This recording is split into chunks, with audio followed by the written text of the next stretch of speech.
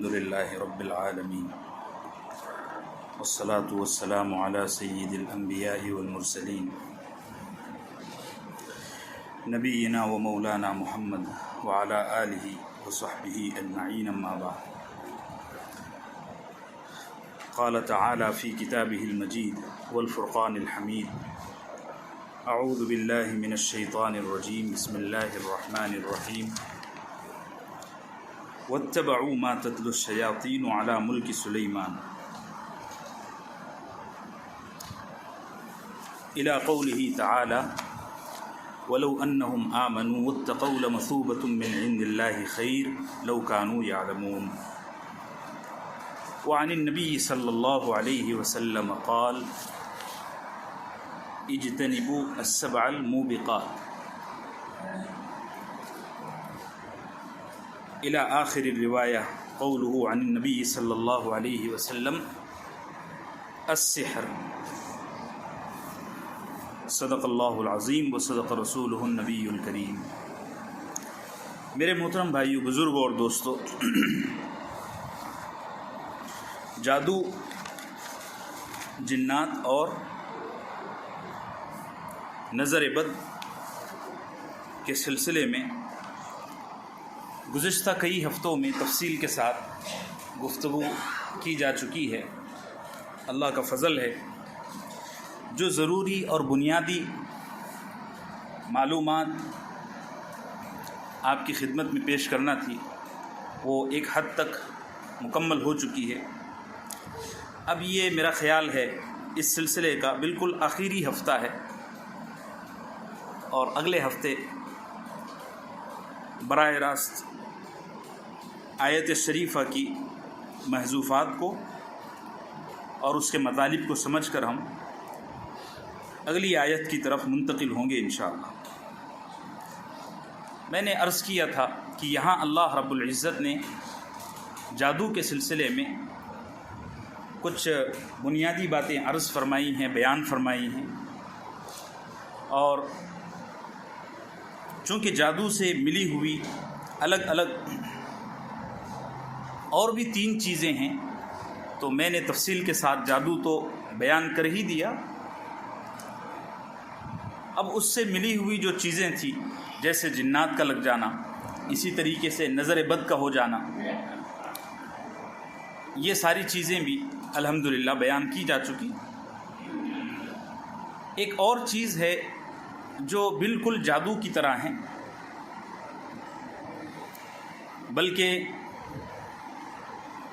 آسان لفظوں میں اگر کہا جائے تو یہ جادو کی طرح شیطان کا ہی ایک اور حربہ ہے. ہم کہتے ہیں نہیں فلاں آدمی کے بڑے عجیب عجیب حربے ہیں. حربہ کہتے ہیں اس ہتھیار کو اور اس سورس کو، اس ذریعے کو جس کے ذریعے ایک آدمی اپنی جنگ لڑتا ہے. جیسے اس دور میں بندوق ہے، تلوار ہے، ٹینک ہے، توپ ہے، ہوائی جہاز ہے، بحری جہاز میں نیوی ہوتی ہے. تو یہ سارے جنگی حربے ہیں. ایسے ہی جادو کے علاوہ شیطان کا ایک اور حربہ ہے، وہ ہے وسوسہ. قل اعوذ برب الناس ملک الناس الہ الناس من شر بولو وسواس الخناس الذی یوسوس فی صدور الناس من الجنۃ والناس. تو وسوسہ بھی شیطان کا ایک بڑا جنگی حربہ ہے. بلکہ اگر آپ کو یاد ہو درس قرآن کا وہ درس جس میں وہ آیت ہمارے زیر درس تھی، وَإِذْ قَالَ رَبُّكَ لِلْمَلَائِكَةِ إِنِّي جَاعِلٌ فِي الْأَرْضِ خَلِيفَةً. اس آیت کے ذیل میں نے آپ سے عرض کیا تھا کہ ہمارے ابا جان کو، حضرت سیدنا آدم علیہ السلام کو شیطان نے جس حربے کے ذریعے جنت سے نکلوایا وہ وسوسہ ہی تھا. ایک مرتبہ جب شیطان جنت سے نکالا جا چکا تو ڈبل سے اس کے لیے انٹری ناممکن ہو چکی تھی. تو اس نے جنت سے باہر رہ کر ابا جان کے دل میں اور دماغ میں وسوسے کا حربہ استعمال کیا. وہ جنت میں گیا نہیں، بلکہ دور سے اس نے یہ حربہ استعمال کیا۔ قرآن نے اور حدیث نے وسوسے کا لفظ کہا ہے۔ اس دور میں وسوسے کی الگ الگ شکلیں ہیں، اور یاد رکھیے جیسے وسوسہ شیطان انسان کے دل میں ڈالتا ہے، ایسے ہی وسوسہ انسان بھی انسان کے دل میں ڈالتا ہے۔ دیکھو قرآن کیا کہتا ہے، الذی یوسوس فی صدور الناس من الجنۃ والناس۔ اے اللہ میں تیری پناہ مانگتا ہوں ان وسوسوں سے جو جناتوں کی طرف سے بھی آتے ہیں اور انسانوں کی طرف سے بھی۔ ایسا ضروری نہیں ہے کہ وسوسہ صرف شیطان ہی ڈالتا ہو، بے شک اس برے فن کا اور اس آرٹ کا ٹیچر تو شیطان ہی ہے، لیکن اس کو سیکھنے والے کچھ ہمارے انسان بھی ہیں۔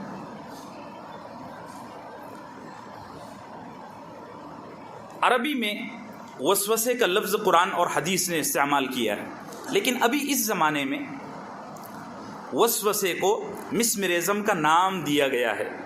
میں بڑی تلاش کے باوجود وسوسے میں اور مسمرزم میں فرق نہیں کر سکا۔ ایک ہی چیز ہے، ایک بڑا لطیف اور ایک بہت بڑا باریک فرق جو مجھے سمجھ میں آیا، اب ہے بھی کہ نہیں پتہ نہیں، چونکہ مسئلہ ہمارا یہ ہے کہ ہم اس مشکل سے گزرے نہیں، اور اللہ کسی کو نہ گزارے، ہم سب کی اللہ اس سے حفاظت فرمائے۔ تو وسوسے میں اور مسمرزم میں ایک بڑا باریک فرق یہ سمجھ میں آتا ہے کہ وسوسہ دل میں ڈالا جاتا ہے، اور مسمرزم کے بارے میں یہ کہا جا رہا ہے کہ مسمرزم کا سب سے بڑا آلہ انسان کا دماغ ہے۔ بات تقریباً ایک ہی ہے، کیونکہ انسان دل سے سارے کام کرتا ہے، دماغ سے نہیں کرتا۔ حالانکہ جدید سائنس یہ کہتی ہے کہ دماغ سے کرتا ہے، لیکن نہیں، دل بادشاہ ہے، دماغ وزیر ہے، اور حکومت کس کی چلتی ہے؟ بادشاہ کی چلتی ہے۔ اسی لیے شریعت نے، قرآن اور حدیث نے سارا کا سارا مرکز اچھائی کا اور برائی کا دل کو بتایا۔ دیکھو، اذا صلحت صلح الجسد کلہ واذا فسدت فسد الجسد کلہ الا وہی القلب۔ اللہ کے نبی نے فرمایا ہے کہ اگر دل سدھر گیا تو سارا سب سدھر گیا، دل بگڑ گیا تو سارا سب بگڑ گیا۔ اور وہ کیا چیز ہے؟ انسان کا دل ہے۔ قرآن اور حدیث کی ساری محنت اور ساری دعوت صرف اور صرف دل کو ہے۔ کوئی بھی چیز جب انسان کے اندر اترنا شروع ہوتی ہے تو وہ سب سے پہلے دل کو دستک دیتی ہے۔ اگر آپ ہنس رہے ہیں تو اس لیے ہنس رہے ہیں کہ آپ کے دل کو چیز اچھی لگ رہی ہے، اگر آپ رو رہے ہیں تو اس لیے رو رہے ہیں کہ دل کو اچھی لگ رہی ہے۔ ہاں، اس کو نافذ کرنے کا کام دماغ کرتا ہے۔ بات سمجھ میں آ رہی؟ تو چیز ایک ہی ہے۔ خیر، ایک دوسرا موضوع چھڑ گیا۔ میں یہ عرض کر رہا تھا کہ مسمرزم اس زمانے میں شیطان کا ایک بہت بڑا حربہ ہے، اور یہ کن لوگوں پر عام طور سے کیا جاتا ہے میں اس کو اپنے موضوع کے آخر میں انشاءاللہ بیان کروں گا۔ مسمرزم ہے کیا؟ پہلے اس چیز کو ہم سمجھ لیتے ہیں، اس کا انٹروڈکشن، اس کا تعارف کیا ہے۔ مسئلہ یہ ہے کہ مسمرزم کے بارے میں جتنا کچھ لٹریچر ہے وہ اس کا 80% اگر جوڑا جائے تو سارا کا سارا انگلش میں ہے، اور میری انگلش ABCD ٹھیک نہیں ہے۔ اردو میں اس پر مشکل سے 2-3 کتابیں لکھی گئی ہے، کچھ عرب علماء نے لکھا ہے، وہ کتاب نہیں لکھی ہے، ایک موضوع انہوں نے بیچ بیچ میں چھیڑا ہے۔ مسمرزم چونکہ یہ فرانس سے چلا ہے، فرانس سے یہ پروموٹ ہوا ہے، وہیں سے یہ پروان چڑھا ہے، اس کی بنیاد فرانس میں پڑی ہے، اس لیے جتنا کچھ اس پر لکھا گیا ہے وہ سارا کا سارا آپ میں سے جو شوقین حضرات ہیں وہ جمعہ کے بعد گوگل پر سرچ کریں گے تو ان کو معلوم ہوگا کہ سارا کا سارا لٹریچر انگلش میں، کچھ 20% اردو میں مل گیا تو مل گیا۔ اس لیے مجھے بڑی تکلیف گئی، بڑی محنت سے ہفتے بھرے میں 10 دن میں کچھ نچوڑ نکال کے آپ کے سامنے لایا ہوں۔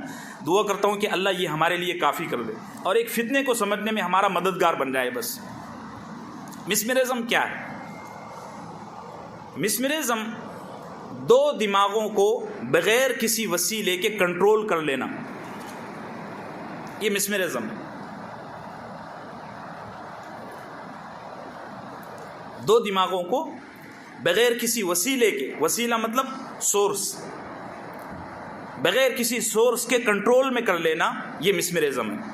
دیکھیے یہ پنکھا گھوم رہا ہے، اس کو کنٹرول کر رہا ہے وہاں لگا ہوا بٹن، سوئچ، ان دونوں کے درمیان سورس ہے فیتا، تار، کیبل، ٹھیک ہے، یہ سورس نظر آ رہا ہے، جب تک یہ سورس ہے یہ مسمرزم نہیں ہے، چونکہ سورس نظر آ رہا ہے نا جی۔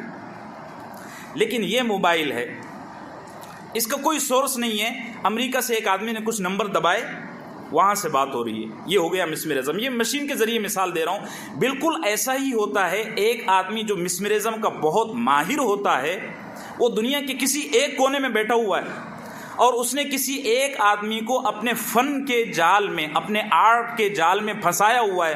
وہ آدمی ہندوستان میں ہے، لیکن جیسے جیسے وہ اس کو اشارے دے رہا ہے ویسا ویسا ہندوستان میں کر رہا ہے۔ اتنا لطیف اور اتنا خوفناک فن ہے۔ اس کا کہاں استعمال ہوتا ہے، کب استعمال ہوتا ہے، اور کون لوگ اس کے شکار ہوتے ہیں، وہ انشاءاللہ میں اس پر بتاؤں گا۔ ڈاکٹر اسرار صاحب رحمۃ اللہ علیہ کو آپ سنا کیجئے، انہوں نے بھی اس پر کچھ بیان کیا ہے اچھا خاصا، کچھ چیزیں میں نے ان سے بھی لی ہے، کوشش کیا ہے، لیکن ان کی جو تحقیق ہے وہ 1980 کی ہے۔ اب ظاہر سی بات ہے 1980 سے یہ 2021 تو 42 سال ہو گئے جی، تو اس لیے کچھ چیزیں اور بھی اس میں ایڈ کرنا پڑی ہے، اور مجھے بھی کچھ چیزیں نہیں ملی ہے۔ حضرت ڈاکٹر صاحب رحمۃ اللہ علیہ کی جو تحقیقات ہیں وہ 40 سال پرانی ہیں، بہت پرانا ویڈیو مجھے ہاتھ لگا ہے، اس میں نے دیکھا ہے۔ تو دو دماغوں کو بغیر کسی سورس کے کنٹرول میں کر لینا، یہ مسمرزم ہے، اور یہ کنٹرول دنیا کے کسی بھی کونے سے کیا جا سکتا ہے۔ یہ اتنا خطرناک فن ہے۔ اس کی ہسٹری کیا ہے، کہاں سے یہ شروع ہوا؟ مسمرزم کے بارے میں کتابوں میں الگ الگ باتیں لکھی ہے۔ بعض لوگوں نے کہا ہے کہ یہ جنگلی معاشرے کا حصہ تھا۔ آپ نے دیکھا ہوگا جنگلوں میں آدی واسی رہتے ہیں، تو بعض مورخین نے لکھا ہے کہ مسمرزم جنگلی معاشرے میں بہت استعمال ہوتا تھا، پہلے سے چلا آتا تھا۔ وہ ان کا ایک سردار ہوا کرتا تھا، وہ سارے خاندان کو اور سارے قبیلے کو قابو میں کرنے کے لیے دھیان لگاتا تھا۔ یہ تو بدھسٹ لوگ ہوتے ہیں، آپ نے دیکھا ہوگا، اور ہمارے یہاں ہندوستان میں یوگا چلتا ہے۔ یوگا کیا ہے بھئی؟ دھیان لگانا۔ کئی گھنٹے وہ لوگ بیٹھے رہتے ہیں اور دھیان لگاتے ہیں۔ اس عمل کی وجہ سے اور اس شیطانی حربے کی وجہ سے ان کے دماغ کو یہ قوت حاصل ہو جاتی ہے، چونکہ ظاہر سی بات ہے ایک آدمی جیسے ورزش کرتا ہے تو اس کے مسلس اتنے بڑے بڑے ہو جاتے ہیں، ایسے ہی ایک آدمی جب دماغی ورزش کرتا ہے تو اس کے دماغ کی نفاذی قوت بڑھ جاتی ہے۔ ہماری دماغ کی جو نفاذی قوت ہے وہ زیادہ سے زیادہ یہ ہے کہ ہم بول کے کسی کو سمجھا سکتے ہیں، لیکن جو مسمرزم کے فن کے ماہر ہوتے ہیں وہ بغیر بولے اپنی بات دماغ میں اتارتے ہیں، اور یہ سچ ہے۔ تو مشہور تو یہی ہے کہ جنگلی معاشرے میں اس کا رواج تھا، اور جو بڑا سردار ہوتا تھا وہ بطور ہتھیار کے اور سیٹ کو ہتھیانے کے لیے اپنی دماغی قوت کو بڑھاتا اور لابنگ کر کے لوگوں کو کنٹرول میں کرتا۔ یہ تو ایک سطحی بات ہے، لیکن اصل بات یہ ہے جس کو بنیاد کہنا چاہیے۔ 1777 میں فرانس میں ایک آدمی تھا، فرانس مسمر، اسی کے نام پر یہ مسمرزم کا فن چلا ہے۔ مسمر اس کا لقب تھا، فرانس مسمر۔ اس نے یہ فن سیکھا،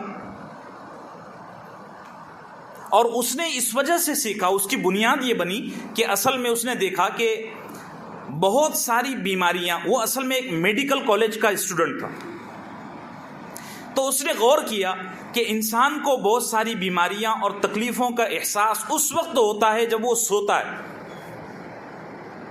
جیسے آپ نے غور کیا ہوگا، ہم کو کھانسی کا دورہ زیادہ اس وقت پڑتا ہے جب ہم بستر پر آرام کرتے ہیں۔ میرے ساتھ ایسا ہوتا ہے، آپ کے ساتھ بھی ہوتا ہی ہوگا۔ کھانسی ہوتی ہے، لیکن زیادہ کھانسی کا دورہ اور اٹیک اس وقت زیادہ پڑتا ہے جب کوئی آدمی بستر پر سوتا ہے۔ یہ تو ایک بڑی تعجب کی بات نہیں ہے، اس سے زیادہ تعجب کی بات ہے کہ آپ میں سے جو لوگ کڈنی اسٹون کے یعنی گردے کی پتھری کے شکار ہوں گے ان کو یہ بات پتہ ہوگی، گردوں کی پتھری کا درد میں خود شکار ہوں، اللہ ہم سب کو شفا عطا فرمائے. گردوں کی پتھری کا درد زیادہ اسی وقت آتا ہے جب آدمی کو نیند زیادہ آتی ہے. یہ عجیب اتفاق ہے. اور یہ درد اٹھتا ہی ہے فجر کے بعد یا رات کو سوتے وقت. فرانس مسمل نے جب ان چیزوں کا غور سے معائنہ کیا، اس پر زیادہ غور کیا، تو وہ اس نتیجے پر پہنچا کہ انسان کو بہت ساری بیماریاں لگی ہوتی ہیں، لیکن ان کا احساس دماغ اس لیے نہیں کرتا کہ دماغ ایک وقت میں کئی کام کر رہا ہوتا ہے. جیسے مثال کے طور پر ایک آدمی کو پیشاب آیا، لیکن اس کو اس کے آفس میں کچھ کام کرنا ہے، تو پیشاب کو اس وقت کیا کرے گا؟ اگنور کرے گا. لیکن وہی آدمی اگر سو رہا ہے اور اس کو پیشاب آ گیا، حالانکہ اتنی شدت سے نہیں آیا، تو بھی اٹھ کر پیشاب کے لیے جائے گا. اور اگر نیند میں ہوگا تو نیند میں پیشاب بھی ہو جاتا ہے بعض دفعہ. یہ تجرباتی چیز ہے. اور ایک حیرت کی بات آپ کو سناؤں، اس کا آپ نے بہت تجربہ کیا ہوگا.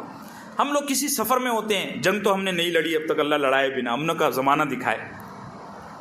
ہم کسی سفر میں ہوتے ہیں تو بس سے اتر رہے ہیں، ٹرین میں سوار ہو رہے ہیں، لوکل ٹرین میں سوار ہو رہے ہیں، یا کسی رش میں ہیں، خانہ کعبہ کا طواف کر رہے ہیں. تو رش کے دوران ہم کو کبھی کبھار بڑا شدید زخم لگ جاتا ہے. جب رش رہتا ہے اور جب ہم اس رش میں چکر لگا رہے ہوتے ہیں، مشکل میں پھنسے ہوتے ہیں، تو ہم کو اس وقت اس زخم کا ذرا بھی احساس نہیں ہوتا. لیکن جہاں ہم گھر پر آئے، اے سی چالو کیا، ٹھنڈی ہوا لگی اور تھوڑے لیٹے نا، تو اب بدن میں اس جگہ پر کچھ چرچراہٹ محسوس ہو رہی ہے. یہ کیوں محسوس ہو رہا ہے معلوم ہے؟ اس لیے کہ دماغ اب اس طرف کیا ہو گیا؟ متوجہ ہو گیا. فرانس مسمل نے کیا کیا کہ ان چیزوں پر غور کر کے یہ ثابت کیا کہ بہت ساری بیماریوں کو انسان کا دماغ محسوس کرتا ہے. اگر اسی دماغ کو ہر وقت کسی کام میں لگایا جائے تو انسان بہت ساری بیماریوں سے چھٹکارا پا سکتا ہے. اس سے زیادہ حیرت کی بات آپ کو بتاؤں، دل کا دورہ، ہارٹ اٹیک سب سے زیادہ منڈے کو پڑتا ہے ہندوستان میں، آپ کو پتا ہوگا. سب سے زیادہ ڈاکٹروں سے پوچھ لو گا، اس میں کوئی ہو مان لے گا. ہارٹ اٹیک تو ہوتا ہے سب سے زیادہ منڈے کو ہوتا ہے. ایسا کیوں ہوتا ہے معلوم ہے؟ سنیچر کے دن سے، سیٹرڈے سے لے کر سنڈے کی صبح تک، منڈے کی صبح تک ہم لوگ بڑے عیش کے ساتھ دن گزارتے ہیں. ہاں، بیوی کو سسرال لے جا رہے ہیں، سسرال والے اکرام کر رہے ہیں، اور وہاں سے دعوت کھا کے آ رہے ہیں، اور یہ اور خوب، اور کبھی بھیونڈی چلے جا رہے ہیں ماشاءاللہ جی. اب سنڈے کا دن گزر گیا نا، تو اب سنڈے کی شام سے کل باس پتہ نہیں کیا کہے گا. وہ مینیجر بھی ایسا پکاتا ہے نا، بہت بور کرتا ہے. وہ میرا فلاں کلیگ ہے، وہ بہت حیران کرتا ہے، کل پتہ نہیں کیا ڈیل کرنی پڑے. اب یہ سنڈے کی شام سے ٹینشن شروع ہوا تو منڈے کی ظہر تک یہ ٹینشن کبھی کبھار عروج پر پہنچ جاتا ہے، اور اتنے عروج پر پہنچتا ہے کہ دل اس کو برداشت نہیں کر سکتا، تو اٹیک ہو جاتا ہے. بات سمجھ رہے ہو؟ ان ساری چیزوں سے میں یہ ثابت کرنے کی کوشش کر رہا ہوں کہ بہت ساری بیماریوں کو انسان اس وقت سہتا ہے، اس وقت دیکھتا ہے جب اس کا دماغ ان بیماریوں کی طرف متوجہ ہو جاتا ہے. بہت ساری بیماریاں ایسی، کچھ ہی بیماریاں ہیں جو اگر دماغ اس طرف دھیان نہ بھی دے تو اس کی تکلیف محسوس ہوتی ہے. جیسے کسی آدمی کی 3-4 ہڈیاں ایک ساتھ ٹوٹ گئی. اب اگر کوئی آدمی ایسا کہے کہ اس کو مسمرزم کرا دو، اس کے دماغ کو کسی طرف بزی کرا دو. اب حدیث سے میں آپ کو بتاتا ہوں. حضرت سیدنا علی رضی اللہ عنہ کو ایک مرتبہ تیر لگا. بڑا مشہور قصہ ہے، روایتوں میں بہت کثرت سے آیا ہے، فضائل میں بھی آتا ہے، فضائل عمل. حضرت سیدنا علی رضی اللہ عنہ کو ایک دفعہ تیر لگا، تو تیر کا گھاؤ اتنا شدید تھا اور وہ تیر اتنے اندر پیوست ہو چکا تھا کہ اس کو نکالنے کے لیے بہت بڑا آپریشن کرنا ضروری تھا، ورنہ وہ تیر زہر میں بجھا ہوا تھا اور سیدنا علی رضی اللہ عنہ کے بدن میں زہر رس رہا تھا. اب اس زمانے میں ایسے بے ہوشی کے انجیکشن اور سن کرانے کے ٹریٹمنٹ تو تھے نہیں، اور حکیم لوگ جو تھے ساتھی، ان نے کہا کہ یہ کرانا ضروری ہے، اس کے بغیر تو کوئی حل نہیں ہے. اور تیر اتنے اندر جا چکا ہے کہ اگر اس کو ڈائریکٹ نکالیں گے تو آپ تکلیف سے کہیں دم نہ چھوڑ دیں، جان نہ چلی جائے. حضرت علی نے فرمایا کرنا کیا ہے؟ تو ساتھیوں نے کہا کہ آپ اپنے دماغ کو تھوڑی دیر کے لیے کسی اور طرف متوجہ کریں. حضرت علی رضی اللہ عنہ نے فوراً نماز کی نیت باندھی.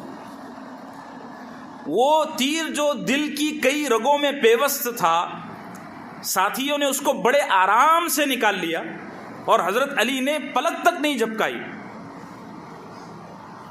جب تیر نکل گیا، حضرت علی رضی اللہ عنہ نماز سے پوری طرح فارغ ہو گئے، تو پوچھا کہ وہ نکل گیا؟ اچھا نکل گیا، ہاں ٹھیک ہے، اب تو پٹی لگ گئی۔ ایسے ہی ایک اور صحابی ہے، مجھے ان کا نام ذہن میں نہیں آ رہا، ان کو اللہ کے نبی صلی اللہ علیہ وسلم نے ایک جنگ کے دوران رات میں فوجیوں کی نگرانی کے لیے طے کیا، 2 ساتھیوں کو طے کیا تھا۔ اگر کسی ساتھی کو نام یاد ہو مجھے بتا دو، مجھے نام یاد نہیں آ رہا۔ 2 ساتھیوں کو، 2 صحابہ کو طے کیا تھا کہ ساری فوج سوئے گی اور تم دونوں باری باری نگرانی کرنا۔ وہ دونوں صحابہ نگرانی کے لیے طے ہو گئے۔ اب جب طے ہوئے تو ایک اس طرف نگرانی کر رہے ہیں، ایک اس طرف نگرانی کر رہے ہیں۔ ایک صحابی نے کہا اس طرح نگرانی کرنے سے کیا فائدہ، ہم لوگوں کا وقت ضائع ہو رہا ہے، ہم لوگ ایک کام کرتے ہیں، نماز کی نیت باندھ لیتے ہیں۔ قصہ کچھ شاید تبدیل بھی ہو رہا ہے، اللہ معاف کرے کمی بیشی کو، میں چونکہ اچانک کہہ رہا ہوں۔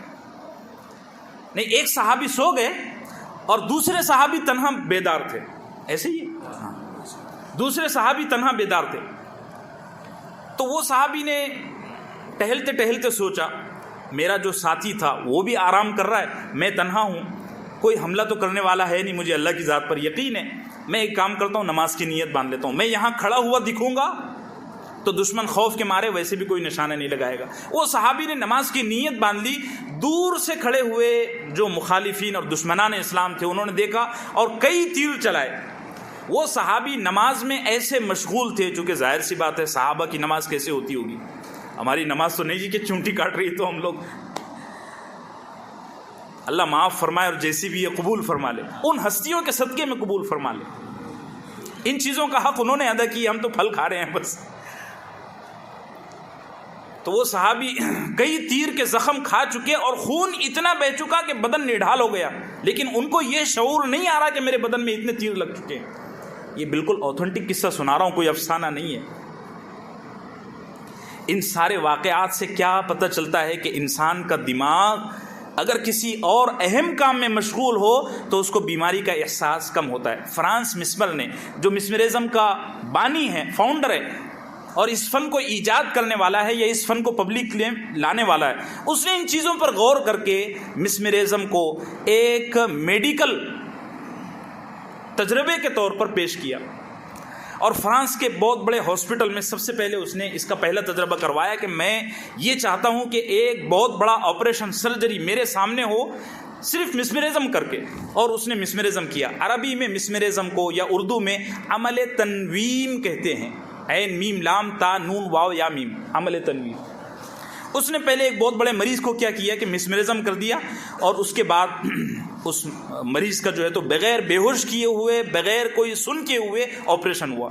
یہ میں آپ کو 1777 کی بات بتا رہا ہوں، یعنی کئی صدیوں پہلے، اس وقت شاید یہ سن کرنے کی ٹیکنالوجی آئی بھی نہیں ہوئی۔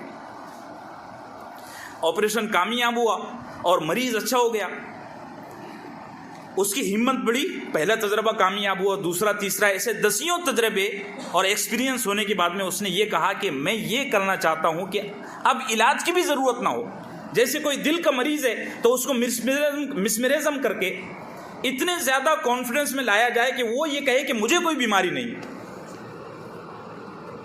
چنانچہ تجربہ ہوا اور کامیاب تجربہ ہوا۔ ایسے کئی دماغ کے، دل کے، ہڈیوں کے، گوشت کے اور نسوں کے مریض لائے گئے، ان پر اس نے مسمرزم کیا اور فائدہ اتنا ہوا کہ وہ مریض بالکل اچھے ہو گئے، حالانکہ وہ مریض بیماریوں سے جوجھ رہے تھے۔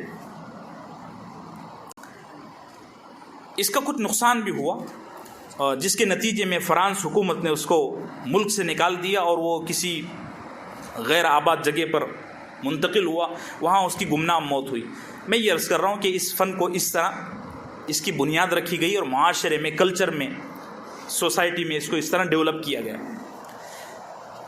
اب اگلی بات دیکھو، شیطان پہلے تو کبھی اچھی چیز کو وجود میں آنے نہیں دیتا، یہ چیز ہمیشہ ذہن میں رکھو، شیطان کبھی اچھی چیز کو وجود میں آنے نہیں دیتا، لیکن اگر انسان اپنی قوت ایمانی سے اور غیرت سے کسی اچھی چیز کو وجود میں لا دے تو شیطان اگلا کام یہ کرتا ہے کہ اچھی چیز کو برائی میں کس طرح تبدیل کیا جائے۔ میں اکثر یہ مثال دیا کرتا ہوں کہ بہت سارے لوگوں کو پہلے وہ مسجد میں آنے نہیں دیتا، لیکن چلو محنت کے نتیجے میں، بلانے کے نتیجے میں مسجد میں اگر آ گیا تو اب مسجد میں اس سے گناہ کس طرح کرائے، شیطان کی یہ محنت ہوتی ہے، اور اکثر لوگ اس میں ملوث ہیں۔ اللہ ہم سب کی اس سے حفاظت فرمائے۔ بہت سارے لوگوں کو آپ نے دیکھا ہوگا مسجد میں آنے کے بعد وہ اماموں کی غیبت میں پڑ جاتے ہیں. یہ سارے شیطانی حربے ہیں. مسجد میں آنے کے بعد وہ عیوب تلاش کرتے ہیں خدام مسجد کی. یہ مسجد میں کام کرتا ہے کہ نہیں کرتا ہے اس کی نگرانی کرو. امام صاحب کیا کرتے ہیں, مؤذن صاحب کیا کرتے ہیں, اور پھر ان بنیادوں پر غیبت, اور غیبت زنا سے بدتر ہے. دیکھو میں مثال بیٹھ رہی ہے کہ نہیں بیٹھ رہی ہے. پہلے تو مسجد میں آنے نہیں دیا, اور آیا تو پھر کیا کیا کہ اس اچھائی کو برائی میں تبدیل کر دیا. ایک دفعہ غیبت کا کتنا نقصان ہے معلوم ہے؟ ایک آدمی 20 سال اخلاص کے ساتھ اللہ کی عبادت کرے, ایک آدمی 20 سال اخلاص کے ساتھ قبولیت والی اللہ کی عبادت کرے, اس کو جو ایمانی اسپرٹ نصیب ہوتا ہے, ایک لمحے کی غیبت سے 20 سال کا ایمان ضائع ہو جاتا ہے. میں غیبت پر اتنا بولتا ہوں نا, خدا کرے کہ یہ بات میرے دل میں اتر جائے, مجھے بھی اس کا احساس ہو جائے, ہم سب کو اس کا احساس ہو. اور غیبت میں زیادہ تر وہ لوگ ملوث ہیں جو مسجدوں سے زیادہ مربوط ہیں. افسوس کی یہ بات ہے, کیونکہ باہر جو طبقہ ہے وہ اپنے بزنس میں اتنا بزی ہے کہ اس کو غیبت کا موقع ہی نہیں ہے. یہ جو مسجد میں آتے ہیں نا, یہاں کی غیبت ملوث ہوتے ہیں.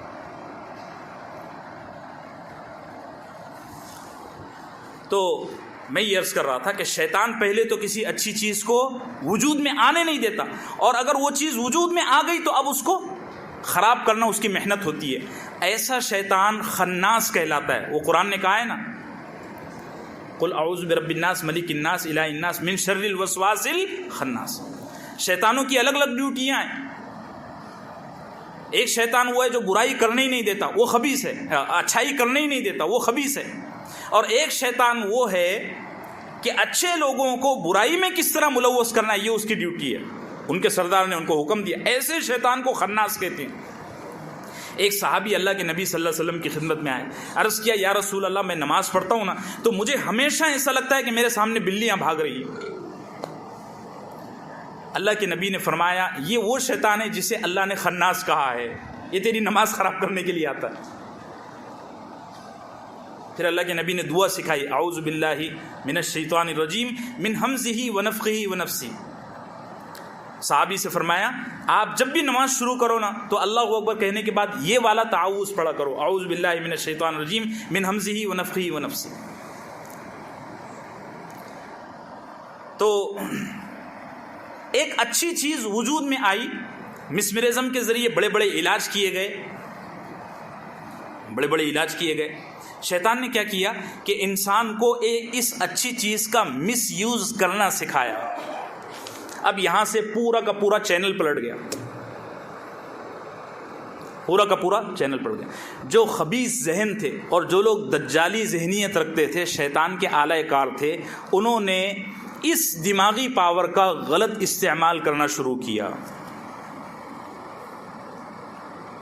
اور دنیا کے جو بڑے بڑے بزنس مین تھے, دنیا کے جو بڑے بڑے پولیٹیکل لیڈر تھے, دنیا کے جو بڑے بڑے علماء تھے, توجہ رکھنا, یہ مذاق نہیں ہے, میں ایسے ہی نہیں کہہ رہا ہوں. کوئی یہ نہ کہے کہ میرا ایمان بڑا مضبوط ہو گیا اس لیے میرا کوئی کچھ بگاڑ نہیں سکتا. بگڑ گیا, ابا جان جنت سے نکل گئے, ہمارے ابا جان. یہ مسمرزم تھا, سب وسوسہ تھا نا. آج کل لوگوں کو تھوڑے عمل پر بڑا اعتماد ہو جاتا ہے, ضرورت سے زیادہ کانفیڈنس. بولے نہیں میرا ایمان اتنا بن گیا نا, آپ کوئی کچھ نہیں بگاڑ سکتا. ارے بھائی, حضرت آدم کی جنت میں ستیہ ناسی کر دیا, اور تو بولتا ہے میرا ایمان اتنا بن گیا کہ میرا کچھ نہیں بگڑ سکتا. کیسے بولتا ہے؟ بڑے بڑے علماء جو دنیا پر افیکٹو تھے ان کو مسمرزم کیا گیا, اور بڑے بڑے ماہرین فن جیسے سائنسدان ہو گئے اور جیسے بڑے بڑے ڈاکٹر ہو گئے, اس طرح کے جو لوگ تھے ان کو مسمرزم کے ذریعے کنٹرول میں کیا گیا.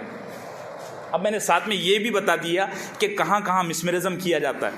سب سے پہلے سب سے زیادہ مسمرزم جن لوگوں کو کیا جاتا ہے وہ ہیں پولیٹیکل لیڈر. آپ نے اپنی زندگی میں کئی ایسے سیاسی لیڈران اور کئی ایسے پولیٹیکل لیڈر دیکھے ہوں گے جو اچھے بھلے تھے, یورپ گئے, وہاں سے بہک کر آئے. یہ جو سعودی حکومت ہے موجودہ, اللہ ان کو ہدایت عطا فرمائے, ان کی عظیم خدمات ہیں, ایسی خدمات ہیں کہ اس کو فراموش نہیں کیا جا سکتا. 14 صدی میں حرمین شریفین کی اتنی زبردست خدمت کسی حکومت نے نہیں کی, معاف کیجیے. اور اللہ نے ان کے اخلاص کی وجہ سے، حرمین کی محبت کی وجہ سے ان کو دولت سے بھی بہت نوازا ہے۔ ایسا نہیں ہے کہ پہلے لوگ طلبگار نہیں تھے، حرم کو سجانے کے شوقین نہیں تھے صحابہ کے دور میں بھی حرم تھا نا، لیکن وہ اس لیے نہیں کر سکے کہ صحابہ کے پاس اتنا مال و دولت نہیں تھا، غربت کا دور تھا، مزاج میں سادگی تھی۔ بعد میں جب پوری دنیا سے آنے والے حجاج اکرام، عمرہ کرنے والے لوگ حرمین شریف میں آئے اور تعداد لاکھوں میں چلی گئی، تو موجودہ سعودی حکومت کو اللہ نے درد دیا۔ ان کے جو باپ دادے تھے، شاہ سعود ہو گئے، شاہ فیصل ہو گئے، یہ 2-3 لوگ بڑے بنیادی جو فاؤنڈر لوگ تھے وہ متقی لوگ تھے۔ اب تو، اور یہ بات یاد رکھیے، جب بھی کوئی چیز پرانی ہوتی ہے نا تو اس پر کچھ نہ کچھ دھول چڑھ جاتی ہے۔ تو اگر موجودہ حکمران برے ہیں تو کوئی بہت زیادہ برا نہیں ہے، سب کا یہ حال ہے۔ ہم دیکھ لو نا، ایک آدمی جس کا باپ کیسا تھا وہ کیسا ہو جاتا ہے، اور پھر اس کے دادا کو دیکھو وہ بڑا اچھا تھا، یہ کیسا ہو جاتا ہے۔ کبھی الٹا بھی ہوتا ہے، اللہ کا عجیب دستور ہے، اللہ مرغی سے انڈا نکالتے ہیں اور انڈے سے مرغی۔ یخرج الحی من المیت و یخرج المیت من الحی، اللہ مردوں سے زندے کو اور زندے سے مردے کو۔ تو بڑے بڑے سیاسی لیڈران، یہ سعودی حکومت میں آپ نے دیکھا بھی ہوگا، ملک فیصل کا رحمۃ اللہ علیہ کا، جس نے قتل کیا تھا، جس نے شہید کیا تھا، اس کے بارے میں بھی لوگوں کی رائے ہے کہ اس کو بھی مسمرزم کر کے کنٹرول کیا گیا۔ وہ یورپ گیا، وہاں سے آنے کے بعد میں اس کا دماغ ہی بدل گیا، اور اتنی زیادہ اس کو کرسی کی ہوس لگی کہ اس نے اپنے سگے چچا کو، چچا تھے نا شاید، سگے چچا کو اور ان کے ساتھیوں کو بڑے قریب سے گولی مار کر شہید کر دیا۔ ورنہ پوری دنیا کو اس سعودی حکومت سے اور اس خاندان سے بڑی امیدیں تھیں، کم سے کم یہ تو امید تھی کہ یہ لوگ مسجد اقصیٰ کو آزاد کرا لیں گے، اور ہو سکتا تھا لیکن نہیں ہوا، اور اب ہونا مشکل ہے۔ اب اللہ کسی کو پیدا کر دے تو کر دے، ورنہ امام مہدی سے پہلے بڑا مشکل ہے۔ بڑے بڑے سیاسی لیڈر، دوسرے نمبر پر بڑے بڑے تاجر، اربوں روپے میں جن کی ڈیل ہوتی ہے، ان پر بھی مسمرزم کیا جاتا ہے۔ اور تیسرے نمبر پر بڑے ماہرین فن، سائنسدان،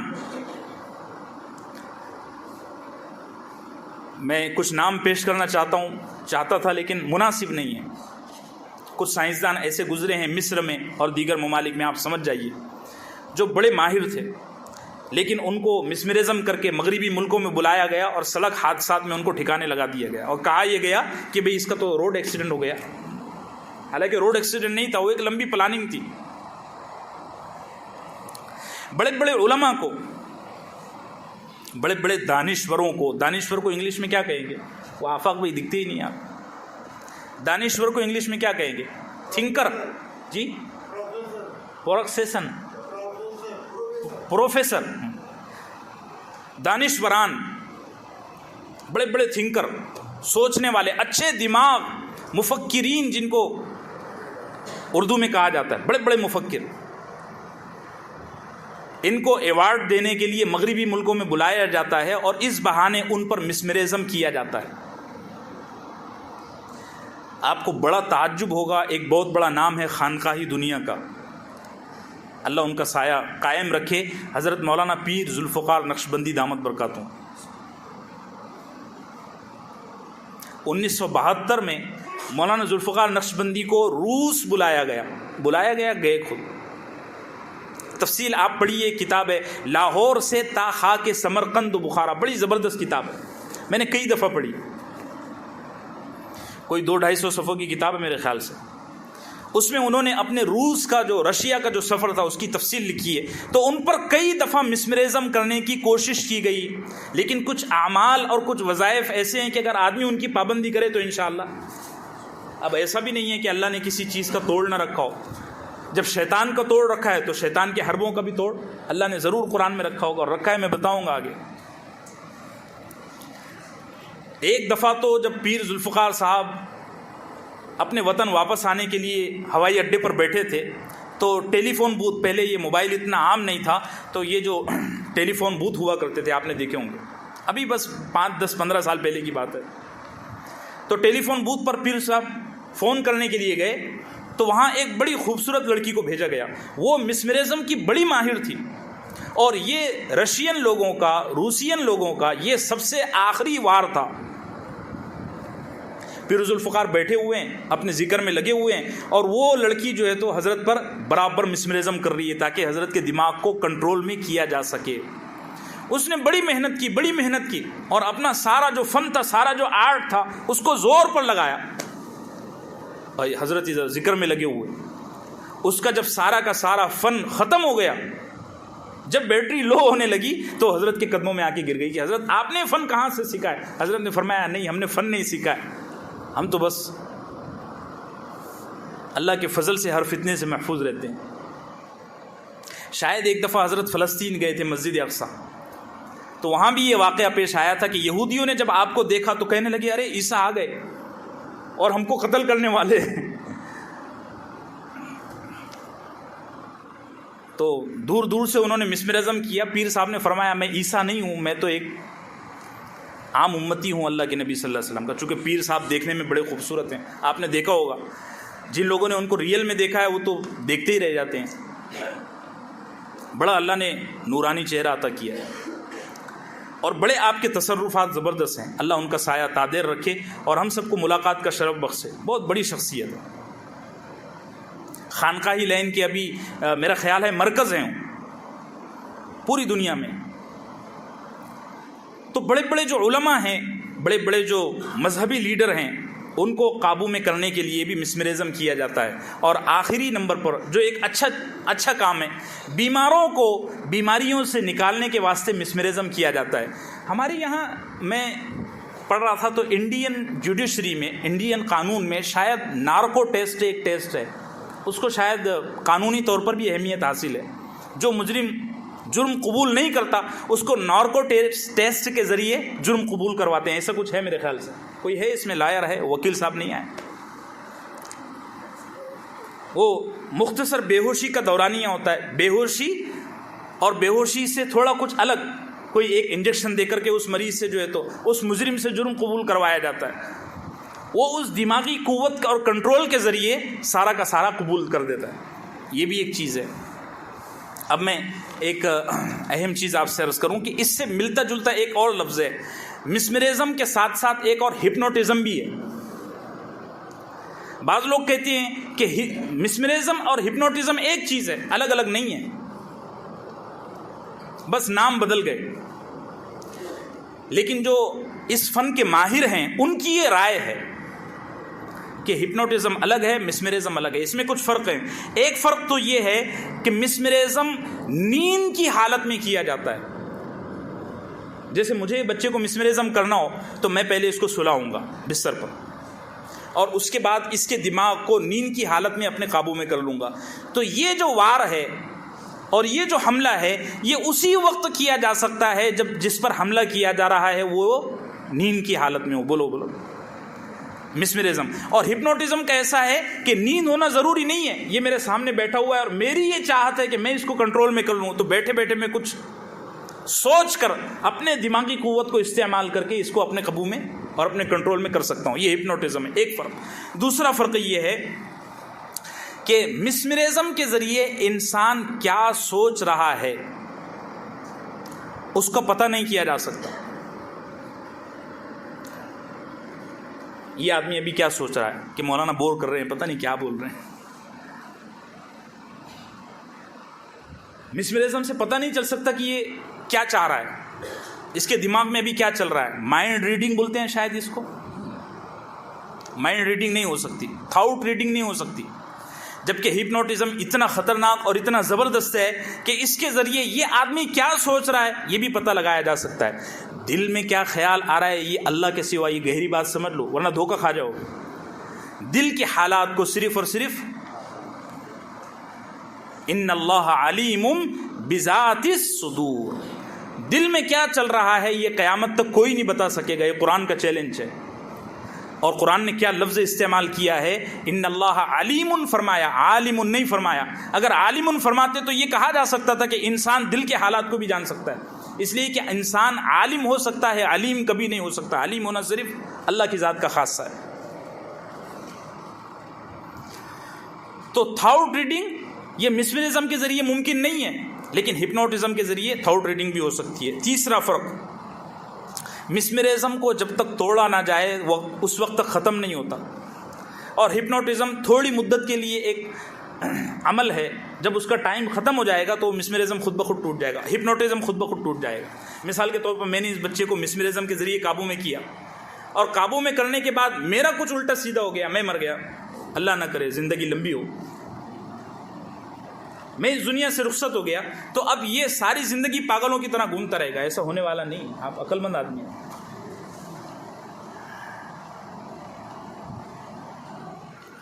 اور ہپنوٹزم میں کیا ہے، تھوڑی مدت کے بعد میں یہ آدمی سے جو مجھے کروانا ہے وہ اس نے کر لیا، پھر اس کو ہوش آ گیا، ارے میں نے کیا کر لیا. جیسے میں نے اس بچے کو ہپنوٹزم اس لیے کیا تھا کہ فلاں آدمی کو قتل کر دو، اس نے اس پر وار کی اور وہ قتل ہو گیا. اس کو ہوش آیا کہ ارے میں نے قتل کر دیا، کیوں قتل کیا، یہ کچھ پتہ ہی نہیں چل رہا. تو ہپنوٹزم تھوڑی مدت کے لیے کیا جاتا ہے. اللہ ہم سب کی ان سب چیزوں سے حفاظت فرمائے. اب اس کا علاج میں عرض کر دیتا ہوں. دیکھیے، علاج اور بچنے کی تدبیریں دونوں ایک ساتھ کہہ رہا ہوں تاکہ وقت ہمارا تھوڑا بہت بچ جائے. کچھ چیزیں آگے کی عرض کر دوں اور بات ختم ہو جائے اس ہفتے. ایک ہوتا ہے کسی چیز کا علاج اور ایک ہوتا ہے کسی چیز کا سے بچنے کے طریقے. اور میں نے شروع میں ایک بات آپ سے عرض کیا تھا، علاج کرنے سے بہتر ہے کہ آدمی بچنے کی کوشش کرے. یہ جو کورونا کی وبا چل رہی ہے، دجالی وبا ہے، بچنا اس سے اہم ہے. علاج تو اس کا بیماری سے زیادہ خطرناک ہے. جن لوگوں کو کورونا ہوا تھا انہوں نے علاج کروایا تو ان کے جسم میں کئی طرح کی تبدیلیاں آ گئی. اللہ ہم سب کی اس سے حفاظت فرمائے. اور بڑی کمزوری کے شکار ہوئے اور ان کی زندگی میں اور بھی کوئی تبدیلی آ سکتی ہے، یہ بھی ڈاکٹروں کا کہنا ہے. جنہوں نے اس کی ہیوی ڈوز لی ہیں، وہ انجیکشن لیے اور آکسیجن اور وینٹیلیٹر پر چلے گئے تھے، وہ جب آئے وہاں سے تو ان کے بدن میں کافی تبدیلی، کافی کمزوری آئی ہے. تو علاج سے بہتر ہے کہ آدمی احتیاط پر عمل کرے. مسمرزم کا، ہپنوٹزم کا سب سے بڑا علاج یہ ہے کہ آدمی اپنی نماز میں خشوع اور خضوع پیدا کرے. دیکھو، ہپنوٹزم اور مسمرزم یہ سارا کا سارا کھیل ہے دماغ کا. اس فن کے ماہر خود یہ بات کہتے ہیں، میں نہیں کہہ رہا. اور آپ سارے کے سارے انگلش کے ماہر ہیں، جمعے کے بعد گوگل کر کے پڑھ لیں. انہوں نے تجربے کے ساتھ یہ بات لکھی ہے کہ اگر کوئی آدمی دن میں تھوڑا وقت سکون سے فارغ ہو کر کسی ایک طرف دھیان لگا دے تو اس پر زندگی میں کوئی آدمی مسمرزم اور ہپنوٹزم نہیں کر سکے گا. میں نے پیر ذوالفقار کی مثال بتا دی. ہم لوگ جو نماز پڑھتے ہیں بس اللہ محفوظ رکھے. کل ایک نوجوان لڑکا مجھے کہنے لگا عشاء کے بعد میں فارغ ہوا، کیا یار مفتی صاحب یہ مسجد میں اے سی کیوں نہیں چلاتے، نماز میں دل ہی نہیں لگتا. کیا کہنے لگا، مفتی صاحب مسجد میں اے سی کیوں نہیں چلاتے، نماز میں دل ہی نہیں لگتا. تو یہ لیول ہے. خشوع کہتے ہیں، دیکھو یہ دو چیزیں الگ الگ ہیں، ایک ہے خشوع اور ایک ہے خضوع. نماز میں خشوع اور خضوع دونوں اللہ کو مطلوب ہے، پسند ہے. اللہ چاہتے ہیں کہ میرا بندہ میرے سامنے آئے تو خشوع اور خضوع کے ساتھ کھڑا رہے. خشوع کا مطلب ہے اندر سے اطمینان اور خضوع کا مطلب ہے باہر والا اطمینان. مثال کے طور پر ایک آدمی ہے جو نماز میں بظاہر کھڑا ہوا ہے لیکن اس کا دماغ پورا بازار میں گھوم رہا ہے، ہر دکان کا حساب لگا رہا ہے میمن بھائی کی طرح، تو اس کو خضوع تو حاصل ہے، خشوع حاصل نہیں ہے. خشوع کہتے ہیں دل اور دماغ اللہ کی طرف متوجہ ہو جانا. اور 18ویں پارے میں سورہ مومنون میں اللہ نے کیا فرمایا، قد افلح المؤمنون الذین هم فی صلاتہم خاشعون. وہ مومنین کامیاب ہو گئے جن کی نماز خشوع والی ہے. خضوع سے زیادہ اہم کیا ہے، خشوع ہے، دل لگا ہوا ہو اللہ کے ساتھ. اس فن کے ماہرین یہ بات کھل کر کہتے ہیں کہ اگر کوئی آدمی دن میں تھوڑا وقت، اب یہ جو ہم فرض نماز ادا کرتے ہیں نا، فرض نماز میں ہمارا دھیان نہیں رہتا. اکثر ساتھی دل میں یہ چاہت لے کر آتے ہیں کہ امام صاحب بس جلدی سے نماز پڑھا دے اور ہم لوگ 1 2 کا 4 مسجد سے ہو جائیں. میں نوجوان بچوں سے اور ساتھیوں سے اکثر کہتا ہوں گھروں میں یا فارغ اوقات میں نفل نماز کا سکون کے ساتھ پڑھنے کا اہتمام کرو، اور اس کیفیت کے ساتھ کہ آپ اور صرف اللہ ہو. دن میں اگر 2 4 سجدے بھی ایسے مارنے کی توفیق نصیب ہو گئی نا تو انشاءاللہ آپ اس مرض سے، اس شیطانی حربے سے محفوظ ہو جائیں گے. تو پہلا طریقہ. دوسرا طریقہ یہ ہے کہ اللہ کی ذات کا استحضار کرتے ہوئے ذکر کرنا. ایک ذکر ہوتا ہے ہم راستے پر چلتے ہوئے کر رہے ہیں سبحان اللہ الحمدللہ، یہ میں کہہ رہا ہوں سب، یہ بھی ذکر ہے، اس پر بھی ثواب ہے. لیکن ایک ذکر ہے بس بیٹھ جانا، آنکھیں بند کر لینا اور اللہ کی ذات کی بڑائی کو دل اور دماغ پر طاری کرتے ہوئے اللہ کا نام لینا. رسول اللہ صلی اللہ علیہ وسلم کے احسانات کو یاد کرتے ہوئے، آپ کی قربانیوں کو یاد کرتے ہوئے ایک دفعہ جمعے کے دن درود شریف ایسا پڑھا کرو. دیکھو زندگی میں کیا تبدیلی آئے گی. اللہ کی ذات کا استحضار اگر رہے گا تو دماغی پاور، دماغی قوت مضبوط ہوگی اور اس طرح کے شیطانی حربوں سے محفوظ رہیں گے. نمبر 3، دن میں تھوڑا وقت نکال کر تلاوت کرنا. اب یہ میں بہت سارے اعمال بتا رہا ہوں، اس میں اگر کوئی ایک بھی آپ کر لیتے ہیں تو انشاءاللہ آپ محفوظ رہیں گے. ضروری نہیں ہے میں نے اتنی ساری لسٹ لکھ کر لایا ہوں تو آپ کو سارے کے سارے نہیں کرنا ہے. ایک بھی اگر ہو جاتا ہے تو بڑا اچھا ہے. اگر کسی آدمی کو فرض نماز میں امام کے پیچھے خشوع اور خضوع حاصل ہے تو بھی اس کو پھر ضرورت نہیں ہے دوسرے اعمال کی، بس یہ کافی ہے، دماغ مضبوط ہو جائے گا. جمعے کی نماز سے پہلے سورہ کہف کا اہتمام تلاوت کا. بتائیے کس کس نے پڑھا آج؟ ہاتھ اونچا کیجیے. 1 2 3 4 5 6 7 8 9 10 11 12 13 14 15 15 لوگوں نے، اوپر 15 ہوں گے 30. اتنی تھوڑی تعداد ہے، اب مجھے بھی شامل کر لو. جمعے کی نماز سے پہلے یہ دجالی دور سے ہم گزر رہے ہیں. آپ یاد رکھو اس چیز کو. صحابہ نے اللہ کے نبی سے پوچھا یا رسول اللہ دجال کے فتنے سے بچنے کی کیا تدبیر ہے؟ آپ نے فرمایا سب سے بڑی تدبیر یہ ہے کہ سورہ کہف کا اہتمام کرو، باقی کوئی راستہ نہیں ہے. اور حضرت عبداللہ ابن مسعود جیسا صحابی کہا کرتا تھا، حضرت عبداللہ ابن مسعود جنہوں نے 20 سال اللہ کے نبی کی جوتیاں اٹھائی، صاحب الوسادتی والنعلین آپ کا لقب پڑ گیا تھا، جوتی اور مسواک اٹھانے کی ذمہ داری آپ کی تھی. وہ یہ کہا کرتے تھے کہ اگر دجال میرے سامنے آ جائے تو میں بھی اس کے فتنے سے نہیں بچ سکتا ہوں. اور اللہ کے نبی فرمایا کرتے تھے دجال اتنا خوفناک ہے کہ اس کے فتنے سے صرف نبی مقابلہ کر سکتا ہے، امتی کے بس کا گیم ہی نہیں ہے. اسی لیے اللہ نے حضرت عیسیٰ علیہ السلام کو اس امت کے لیے ریزرو کیا ہوا ہے دوسرے آسمان پر. جب دجال آئے گا تو مقابلہ نہیں کر سکیں گے ایمان والے.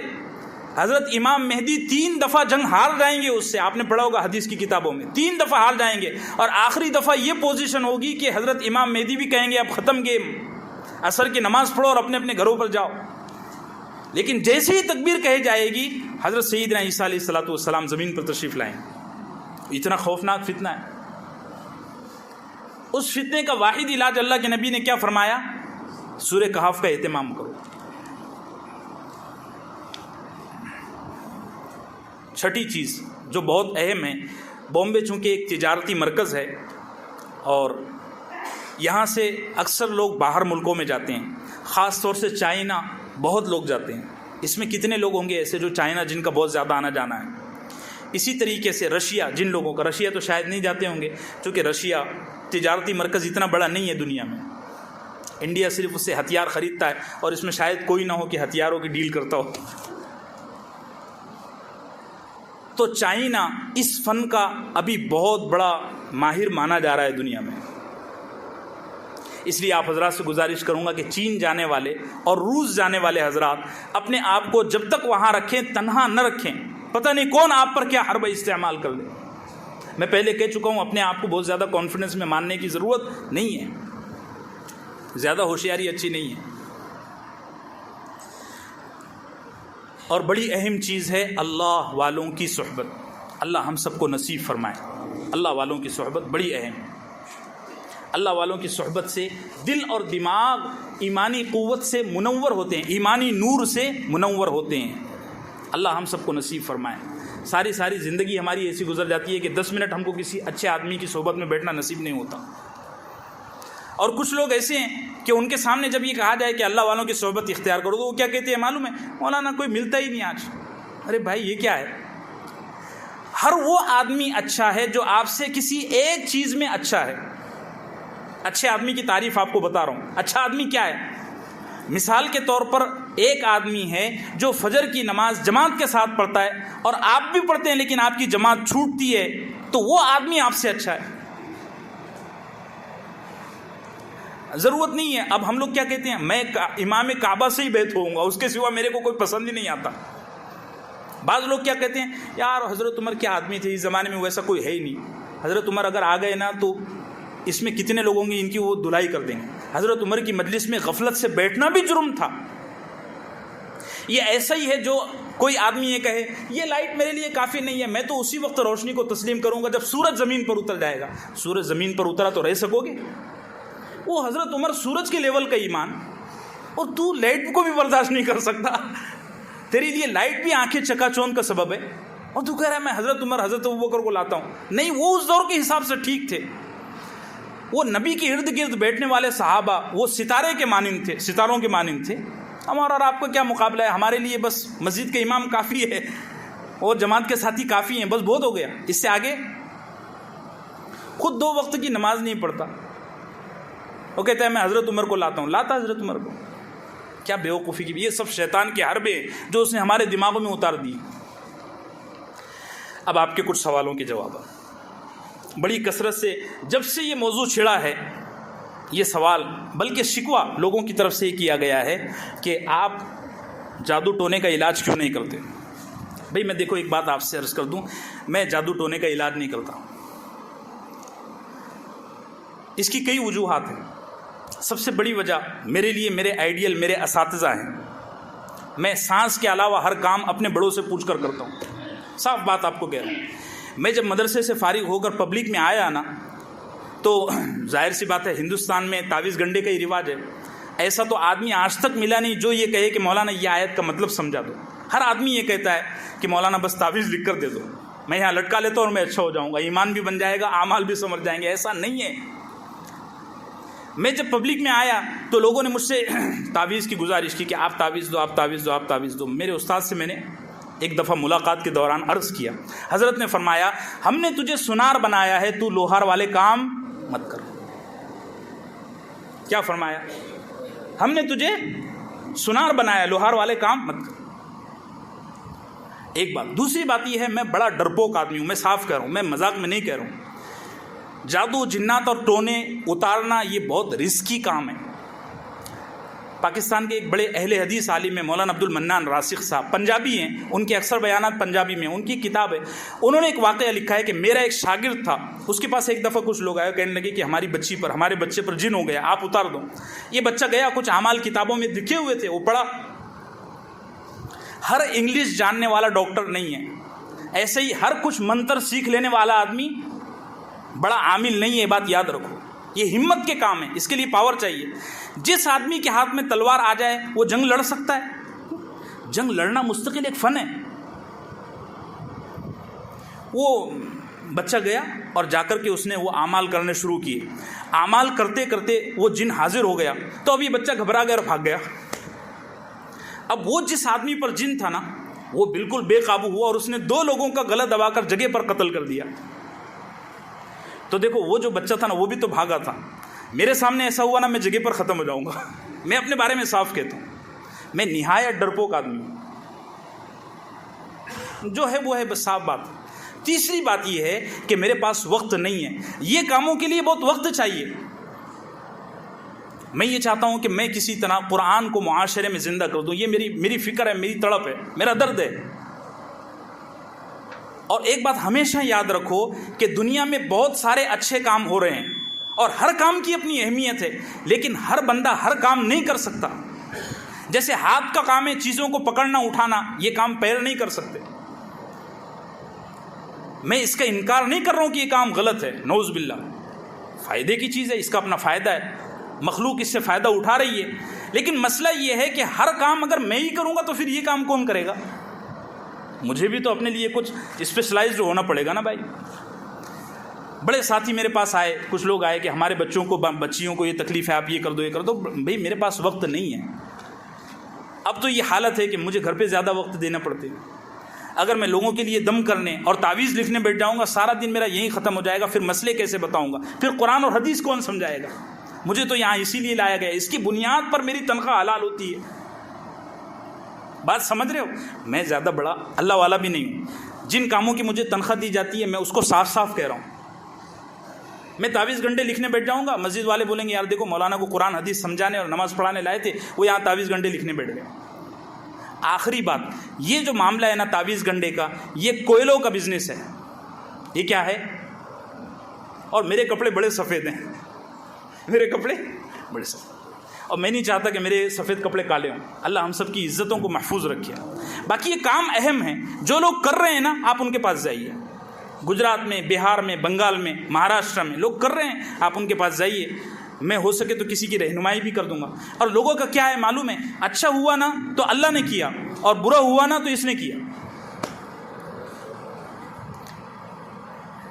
بہت سارے کاموں سے ہمت اسی لیے ٹوٹ گئی, بہت سارے اچھے کاموں سے, کہ لوگوں کا مزاج یہ ہے کہ اچھا ہوا نا اللہ نے کیا, برا ہوا نا مفتی صاحب نے کیا.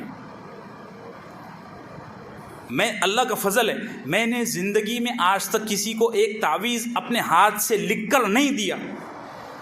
اللہ کا فضل ہے. آج تقریباً 17-18 سال ہو گئے پبلک میں آنے کو.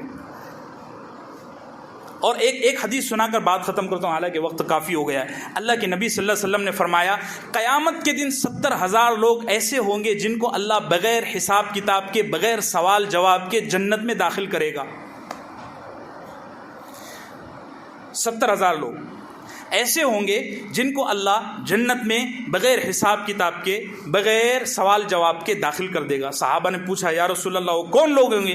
اللہ کے نبی نے فرمایا یہ وہ لوگ ہوں گے جو جائز ضرورت کے واسطے جائز تعویذ نہ لکھتے ہوں گے نہ لکھاتے ہوں گے.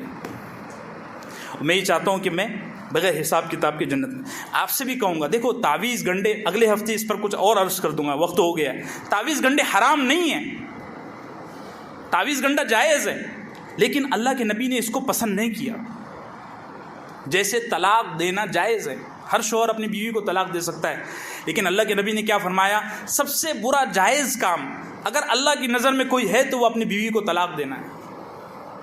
اللہ کے نبی کو کبھی پسند ہی نہیں آیا کہ کوئی آدمی اپنی بیوی کو طلاق دے. یہاں تک کہ ایک صحابی اللہ کے رسول کی خدمت میں آیا, کہا کہ یا رسول اللہ میں نے اپنی بیوی کو اپنی آنکھوں سے زنا کرتے ہوئے دیکھا ہے. اللہ کے نبی نے فرمایا طلاق دے دے. وہ صحابی کہنے لگے میں اپنی بیوی سے محبت کرتا ہوں, تو اللہ کے نبی نے فرمایا تجھے تیری بیوی مبارک ہو, اسے سنبھال کر رکھ. اس سے پتہ چلتا ہے کہ بلا وجہ کسی کو بھڑکانا بھی نہیں چاہیے. ہمارے زمانے میں کوئی ہوتا نا کہتا ہاں کہاں گئی تیری غیرت, ایسے لگانے والے ہوتے ہیں. تو میں آپ سے عرض کروں گا تعویذ گنڈا اچھا کام ہے, اس کا اپنا فائدہ ہے. بہت بڑے بڑے علماء کر رہے ہیں, حضرت بانوی رحمۃ اللہ علیہ کرتے تھے, بہت سارے مشائخین کر رہے ہیں, میں کبھی برا نہیں کہتا, لیکن میرے پاس اس کے لیے وقت نہیں. ایک دم کرنے کے لیے 11 مرتبہ سورہ یاسین پڑھنا پڑتا ہے. کتنی دفعہ بھائی, میں اپنی بات کر رہا ہوں, دوسرے لوگوں کی بات نہیں کر رہا ہوں. 11 مرتبہ سورہ یاسین پڑھنے کے لیے کم سے کم پون گھنٹہ چاہیے, ہے نا. اب پون گھنٹہ اگر میں دن میں 1 مرتبہ دم کرنے کے لیے لگا دوں گا تو باقی کام کون کرے گا؟ اللہ ہم سب کو صحیح سمجھ عطا فرمائے, اور ایسا دماغ اور ایسا دل نصیب فرمائے کہ ہم ہر ایک کو اس کی پریشانیوں کے ساتھ سمجھنے والے بنیں کہ اس آدمی کی کیا پریشانی ہے. ہم لوگ نا ہر آدمی کو ٹھوس ٹھوس کر ایک ہی جیسا بنانا چاہتے ہیں. نہیں, باغ میں سب گلاب کے پھول چاہیے. ارے چمیلی کا بھی اپنا حسن ہے,